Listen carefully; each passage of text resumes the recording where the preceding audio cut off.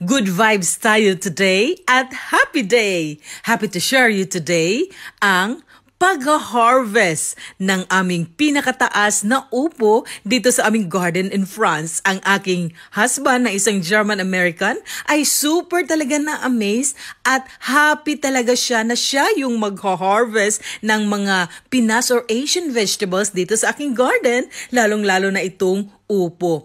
First time talaga kami nakapagtanim ng ganitong klaseng upo na ngayon ay sobra 2 meters na at ang dami pang baby. As a Filipino gardener, napakasarap ng pakiramdam na yung iyong mister ay super suportado ka sa iyong pag-gardening at lalong-lalo na ang sarap ng pakiramdam na ang saya-saya din ni mister na siya yung mag-harvest at feeling excited, feeling super napaka-interesting sa kanya. Pina-prioritize ko sa garden yung mga tanim Pinas or Asian na mga gulay.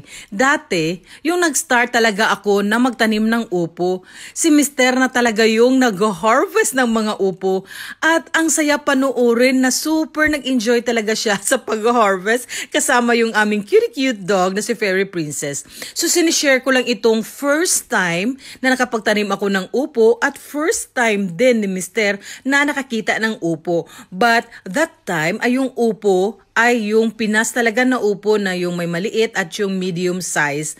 Talagang super nag-enjoy si mister at talagang ang dami din naming na-harvest kahit first time pa lang yan.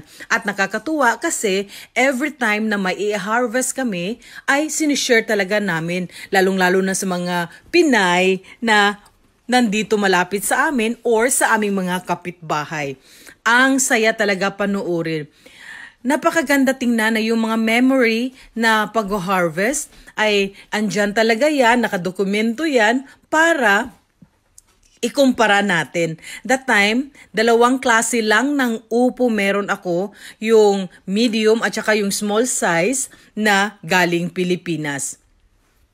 Every year talaga ay may dagdag na klase sa aking upo dito sa France. Nabili ko yung mga seeds online and then talagang kahit mahal yan, pero pag namumunga, makapag-harvest ka at ma-share mo sa mga kapitbahay or kaibigang Pinay, ay talagang walang katulad ang saya at feeling satisfied ka talaga. Sinishare ko lang itong mga last years na pag-harvest ni mister ng upo kasi walang katulad na matingnan or makita mo si mister na ang saya talaga every year na mag-harvest. Ang aking garden ay talagang parang nasa Pinas lang. May mga upo, ampalaya at marami pang iba. Ito yung mga upo na galing Pinas na kung saan ay hanggang ngayon ay tinatanim ko din dito pag summertime.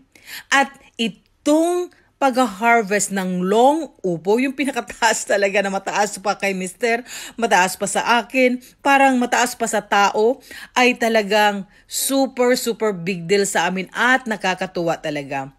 At while nagtitake ako ng video nito ay ang saya-saya talaga namin na itong upo na ito ay i-share namin sa aming kaibigang Pinay.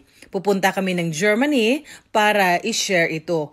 Sa makikita ninyo, kailangan talagang i-taker at hindi basa-basa idiretso sa sasakyan kasi mataas talaga siya. Kaya ang ginawa ni mister ay nilalagyan niya ng kahoy, tapos nilagyan namin ng tape para hindi delikado na masira or mahati yan sa sasakyan. So, ganyan yun, nilagay namin sa kahoy para okay na umabot sa aming kaibigan na yun yung i-gift namin.